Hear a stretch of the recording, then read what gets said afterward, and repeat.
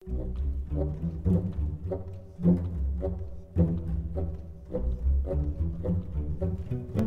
folks. Justin here, and some very welcome news just hit. There have been some more balance changes to the game, some very exciting card changes, as well as a huge list of bug fixes. There will be a link in the comments section for all of the bug fixes going live, but I wanted to hop on this and discuss some of these card changes because I think these are really exciting. We're going to start with the one that's probably the most ubiquitous card in green and has been for a long time. Ungolem the Listener has been changed from a 2-1 for 1 that shuffles the assassins into your deck to a 1-1 for 1 with the same ability. I think this is the perfect change to this card. As it stands, I think I've said before many times over the last like 8 months or whatever that Ungolem is playable even if you never draw an assassin because most drops don't play a lot of one drops. Almost every two drop that gets a lot of play can be taken out with Ungolem. And if you happen to draw any assassins, it's amazeballs, right? So the fact that Ungolem's being nerfed down to a 1-1 means that you're hedging a lot more on that RNG aspect of the card, which is sort of up to each individual player whether or not that's the sort of thing you're into, or maybe you're playing an Altar of Despair deck that can make good use of Ungolem. But I think this is a great change to the card because I don't think it kills it. I think there are a lot of people who are still going to enjoy playing it, um, but I think it keeps it from being such a huge, like, two decks both running Ungolem. One deck gets the opening Ungolem, the other does not. It's not as huge deal anymore because you have to also draw the assassins to really be ahead at all after playing it. So I think this is a wonderful balance change, something I'm very excited to see. However, there are some more that I am even more excited to see. So let's go to Reeve the Blade Master. Now Reeve got buffed actually, which is something we didn't see in the last balance patch at all. Reeve went from a 2-5 for 4 to a 3-5 for 4, and this is it seems like a small difference, but I honestly think Reeve has been on the cusp of playability for a long time. One of the biggest things Reeve had working against him is that he dies to execute. Now that's no longer a problem. He trades favorably with a lot of 3 drops, which is something that you probably would like your 4 drop to do. And just a total buff to his power. I think this is a fantastic change to this card. It's one of the 4 legendary cards I don't have. I crafted it the minute I saw the patch notes because I'm really excited to see this work. Just this small change to this card makes me want to play some kind of mid-range, maybe control or value Crusader deck. Because I think this is a really neat change that got pushed through. And I like seeing red cards see play that aren't the handful we already all see all the time. The Earthbone Spinner, the giant guy that destroys support cards. I think this is a really cool change and one I'm very pleased with and one I'm very excited to see. And I like that Direwolf is still more than willing to buff cards. I think it's really valuable to not just expect future expansions to be full of good cards, but to also note that and recognize that some older cards, could see play with just small changes that aren't going to be, I don't expect, meta breaking. I think Reeve is going to push some pretty interesting deck building on the ladder, and I think it's the exact subtle sort of change that the card needed to see some play. So let's move on. Let's go to Doggy Rot Mystic, a card that I'm sure many of you are like, what? Like, this was a season reward card for the very first season of open beta, and it's I soul trapped all 3 copies of it immediately because it's just bad, right? I mean, it the 5 magic of 4/4 that dies to lightning bolt is one of those things that's like, unless you're going to win me the game, like Markarth Bannerman can, I think you're going to be hard pressed to find a compelling argument for running it. The fact that this got the small toughness increase, I think, is huge for the card. I think that it gives it a lot of extra game against, in particular, mage control decks, although not as popular as they used to be. Still a very potent archetype. I think that it's a cool change. Again, a small, subtle change to a card that I think might push it into slightly more playable territory. Um, when Maricon gave me his list for his Monastery of Despair list, his Altar Monk list, I changed maybe 10, 12 cards in it. And this is one of the cards he was running that I took out because it's just it felt really bad to me to run this card. I'm definitely considering playing it again and giving it another shot because of this change. I think 5 toughness is really valuable.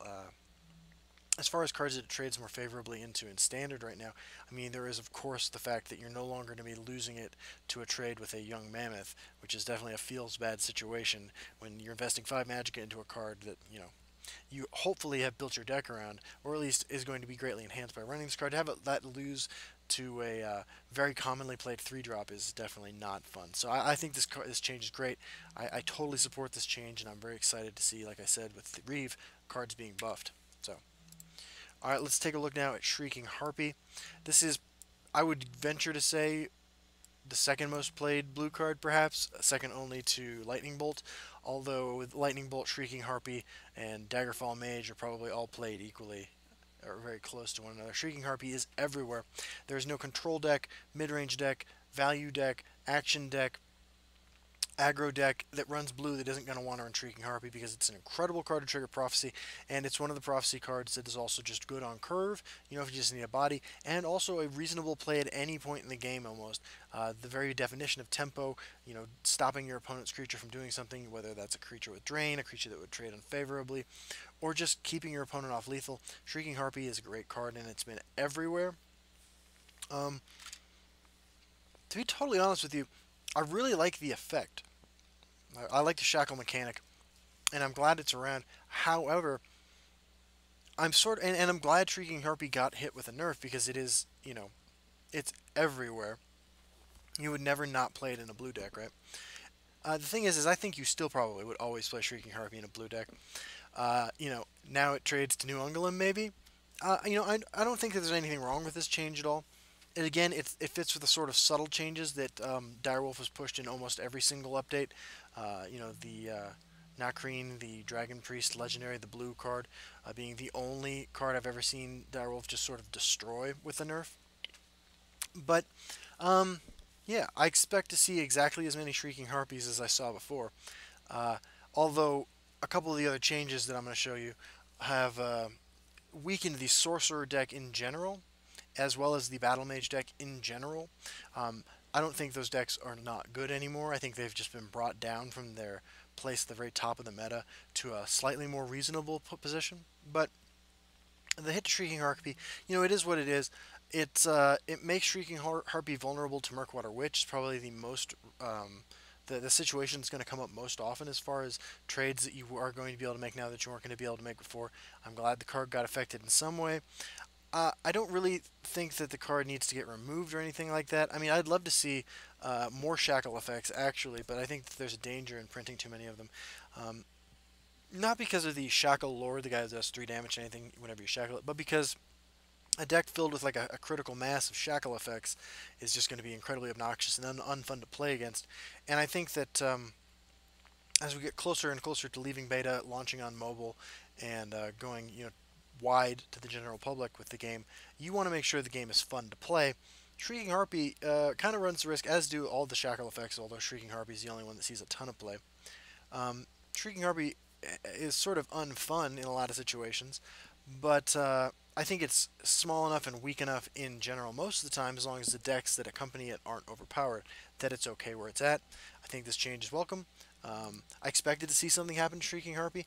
I wouldn't have batted an eye if it had lost Prophecy entirely. In fact, that's kind of the change I was expecting. But this change is totally reasonable. Keeps the card playable. No deck that was running it before isn't going to run it now. Okay, next up, we got a change to the Battle Mage deck mostly, although some Crusader decks and some Archer decks run this card as well.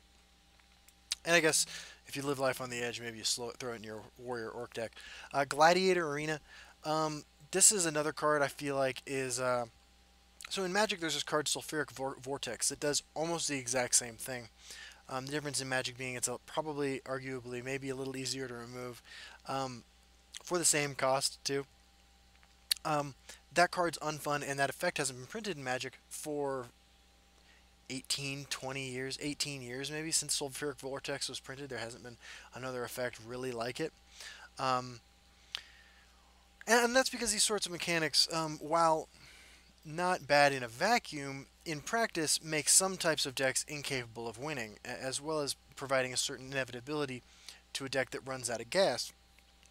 And I think cards that reward players for just laying all your cards on the table, literally and figuratively, in the early game are dangerous if printed in high enough numbers. Gladiator Arena is one of the few cards like that in the game right now, but I think the change to the card to make it cost 4 is actually the perfect change to this card because I think this mechanic should exist. I do like that there is sort of a card like this that puts a cap on exactly how slow your opponent can roll you once they've gained board control and you're the aggressor, and you built a deck to be the aggressor.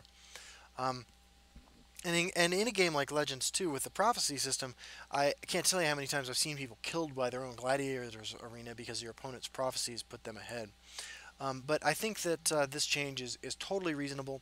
I don't want to see another effect like this. And if there is a red card printed that says something along the lines of creatures lose drain or players can't gain life, then we have a problem because that's the other half of the sulfuric vortex magic card. But I think that this card is totally reasonable at 4. I think there are some decks that are still going to play it. I think some Battle Mage builds will probably still run this card.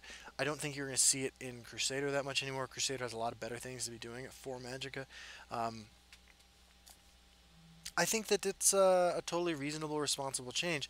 And I think anything that addresses the fact that Battle Mage, Prophecy Battle Mage, and Value Sorcerer are all over the place is great. Because, like I said before, the most important thing, as long as your game is reasonably balanced, the next most important, like capable of supporting a competitive scene, the next most important factor in creating the potential for a competitive scene is, do people enjoy playing this game repetitively?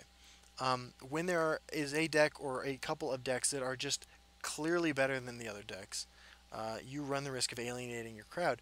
I love this game, and I make videos for this game every single day. And I stopped playing.